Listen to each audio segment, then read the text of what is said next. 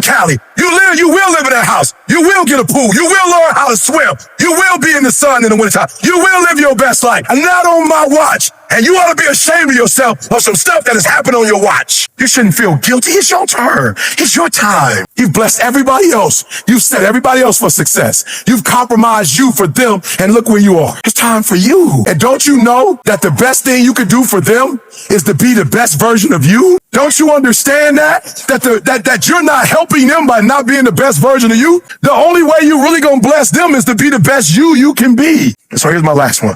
Have a seat. Here's my last one. So I told you the who and why. This is important. I need, when you leave this room, pray for, you know what to do. You know who you need to be. Now you need to pray for the drive to get it done. No. This is the last one. You gotta find, some of you have a problem, like you the old standard car.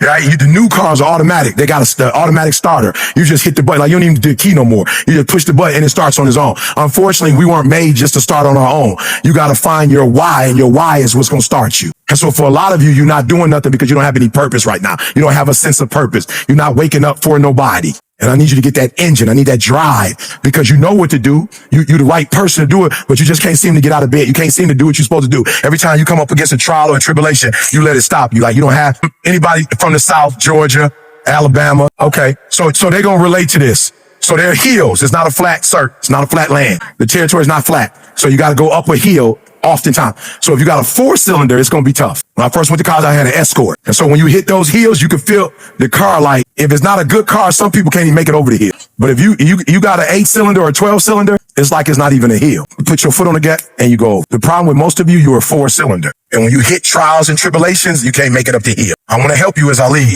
because people look at me and go, man, you passionately got going on. A little bit over 3 years ago, I got a call from my wife coming home from work. She said, sweetheart, I could hear the trepidation. I could hear it in her voice. I'm like, boo, what's up? What's going on? She's like, help. I said, help. What's wrong? You got in an accident? No, I'm lost. We live in Lansing. It's not even a freeway. She's like, no, I don't know where I am. I said, okay, do me a huge favor. Are you near a McDonald's? I'm just saying, McDonald's. There's 3 of them. And I would know where she was. Are you near me? She said, yep. I said, do I have a playhouse? She said, yep. I said, all right, you're on Martin Luther King. You're on the south side. I'm on my way. Went pick my wife up, called my homegirl, went to college with. It's like, yo, Didi she didn't know where she was. She said she needs to go to the doctor immediately. I'm like, we're good. You know what I'm saying? We've been dating since we were 16 years old. We good. You know what I'm saying? Like we kids together. This just a little quick boy. You know what I'm saying? Boom. Go take her to the doctor. You know what I'm saying? Praise God. I'm #1 motivational speaker in the world. So I get different type of health care. No, you listen to me very closely. The reason why you got to be the best in the world, because they treat you differently when you're not. The reason why you have to be your best version, because if you're not your best version, they treat you differently. I call my homegirl who works at the hospital. She's a physician. She calls somebody. We go sit down. They say, look, we on the weekend go get an MRI. I'm like, bet. We go get an MRI. They call us on Monday. Listen to me. You think I'm playing. When you're not your best version and you're not multiplying and having dominion, you got different kind of health care. Look, my wife. Okay. So we go to the hospital. I know something wrong because we sit in the room and it takes 40 minutes for them to come in. So I'm like, okay, usually it take a long time because they're trying to think of like, how are we going to break the news to you? So they cut the lights off. We got a screen like this. They show her brain, an image of her brain, and they take the little laser boy and put it up on and when I look at it, you see like 7 little spots on her brain. And so I ain't no doctor. I told you I got a GED. I ain't brilliant, but I ain't dumb. I know those spots ain't supposed to be there. And so I'm talking to the doctor and she, they going roundabout. I'm like, look, man, I'm just, I'm saying, just keep it 100. What is this? She's like, well, we don't know if it's cancerous, but we believe that it's MS, it's multiple sclerosis. And I was like, all right, what is that? You know what I'm saying? I don't know what that is. I'm like, what is it? Is she gonna die? That's the first thing. For real, like, you don't know. Like, that's the first thing. I'm like, is she gonna die? It was like, no, it's chronic. She gonna live with it forever. I'm like, what? So I'm like, all right, it's showtime. My wife ain't there yet. So let me find out what to do. I start doing all my homework. Homework says the only thing that they know causes is stress. I start studying. My wife going to work again. She coming home stressed out. I'm like, oh, that's not gonna work. You gonna have to quit. And she's like, well, I don't mind quitting, but do you got enough money? Like, you got enough money for me to quit? I'm like, I got enough money. She's like, no, I'm not talking about for the year or two. I'm talking about for the next 30 years. I was like, ooh, how much we spend every month? I said, I don't know. She's like, 5,000. I said, okay, 5,000 times 12. Okay, good. Times 30 was 1.8 million. I went from the number 10, number 5 to the #1 motivational speaker in the world.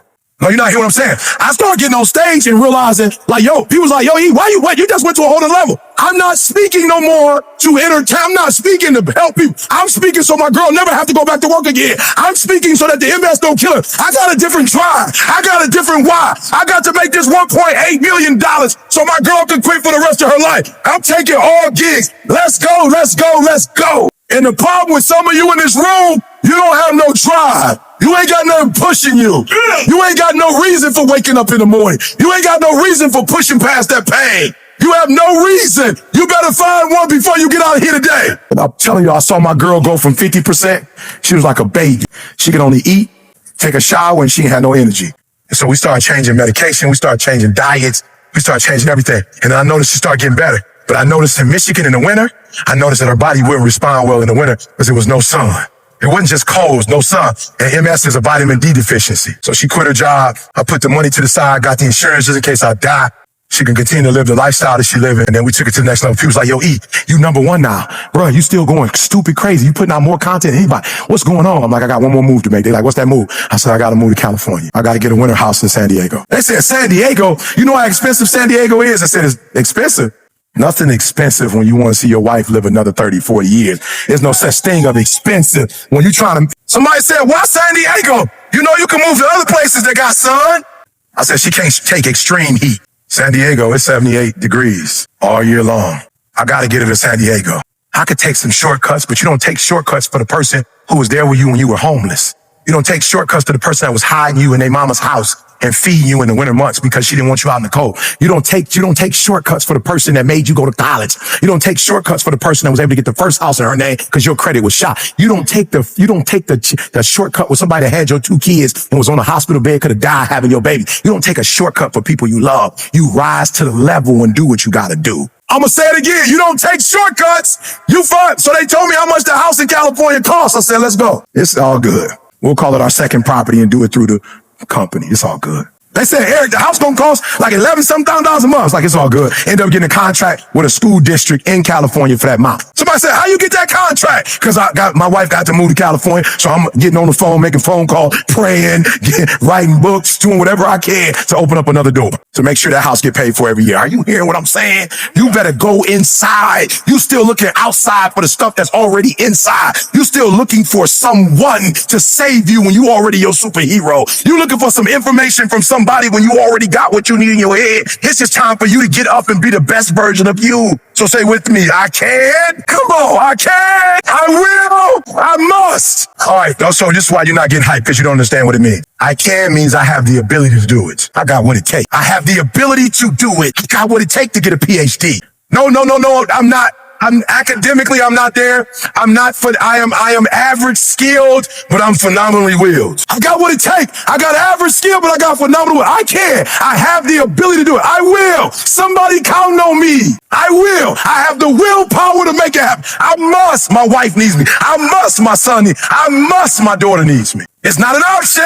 And the reason why some of you are not where you're supposed to be, you've given yourself an option. You've given yourself an out. You've given yourself an excuse. You've given yourself room not to do it. But you have what it takes to come on. I can. Come on. I can. I will. I must. I want you to think about that loved one. I must.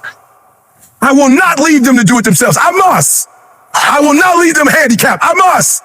I will not leave my wife in a wheelchair. Not on my watch. She will not get in a wheelchair. She will not lose her sight on my watch. She will not be able to walk. Not on my watch. You will live your best life. Not on my watch. And you ought to be ashamed of yourself of some stuff that has happened on your watch. So I'm being real. What are you going to do to separate yourself? I separated myself. Your mom and daddy and your family have to deal with the decisions you make. It's your life, not a game. What is it internally that you know is not going to benefit you in this new season of your life? I am where I am today because I've mastered the art of release. This is the best conference I've been to in the last 5-10 years. My arm and my hand is paralyzed. My work ethic, it isn't. My purpose isn't. Meaning my reason for why I first started, it never got paralyzed.